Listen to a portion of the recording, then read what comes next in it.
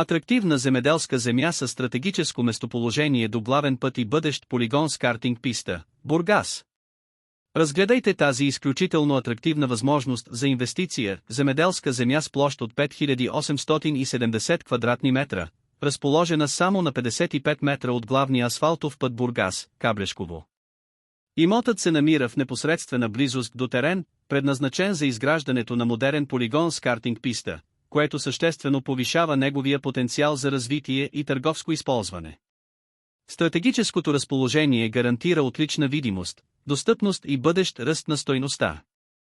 Земята е с кадастрален идентификатор P44425-928 и се намира на ключова локация с GPS координати 42,606057, 27,534644.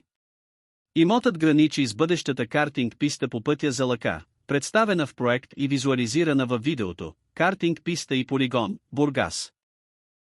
Съоръжението ще привлече моторни ентусиасти, туристи и семейства, създавайки поток от посетители, който ще бъде от полза за бъдещи търговски обекти. Парцелът е със следните размери. Фронт – 58,76 м.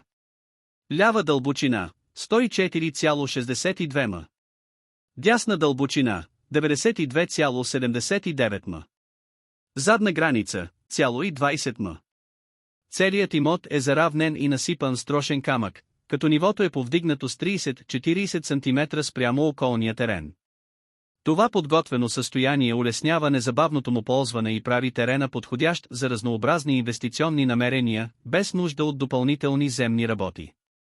Към момента земята е със статут на земеделска, без активна процедура за промяна на предназначението. В миналото е било издадено разрешение за тир паркинг, което е изтекло, но показва, че теренът е бил обмислян за търговска дейност, сериозен плюс при бъдещи инициативи за смяна на предназначението. Имотът е подходящ както за земеделски проекти, така и за търговски, логистични или развлекателни дейности, като автомивки, сервизи, заведения или магазини, при съответна промяна на статута. Продава се директно от собственик, без посредници и комисионни. Статистиката показва, че голям брой от пътно-транспортните происшествия се случват заради неумението или слабите навици, шофьорски навици, особено на младите водачи.